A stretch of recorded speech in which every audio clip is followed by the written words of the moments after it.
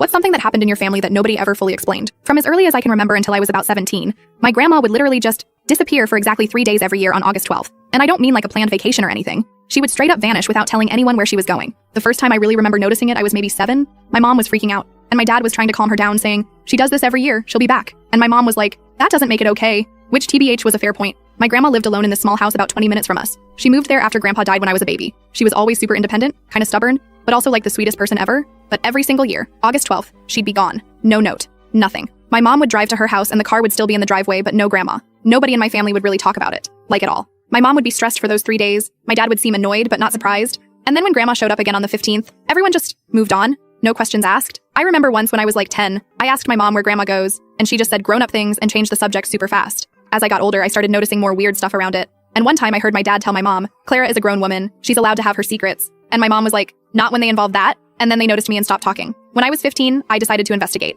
I marked August 12th on my calendar and made this whole plan to figure out where grandma went. The night before, I convinced my friend Jenny to cover for me, saying I was sleeping over at her place. But really, I was going to camp out near grandma's house and follow her. So I'm hiding in these bushes near her driveway at like 5 a.m. Around 5:30, this car I've never seen before pulls up. Not a taxi or anything. It was this old school dark blue Cadillac. The driver stayed inside with the engine running. Then grandma comes out with this small suitcase. But here's the thing. She looked different. She was wearing this fancy dark green dress I'd never seen before. Her hair was all done up. And she had on this necklace with this weird pendant that looked super old. She just got in the car and they drove away. I tried to follow on my bike, but obviously that didn't work. When I got home later that day, my mom was suspicious about why I was back from Jenny's so early, and I panicked and said we had a fight. Then I made the mistake of asking if grandma had left for her trip yet, and my mom's face just dropped. She was like, "What do you know about that?" in this scary, serious voice I'd never heard before. I told her I saw grandma getting into a blue Cadillac that morning. My mom got super pale and called my dad immediately. They had this intense whispered conversation where I heard things like, "She knows," and "just like last time," and "we agreed never to discuss this." And I was far getting scared at this point. Then my dad sat me down and was super serious, like, "Whatever you think you saw, whatever you think you know, you need to drop it. This is not your business to investigate. Your grandmother will be back in 3 days like always." And when I tried to argue, he just said, "This isn't up for discussion. Promise me you'll drop it." And he looked so worried that I promised. 2 years later, when I was 17, grandma got really sick. During one of my visits, we were alone, and she seemed extra tired.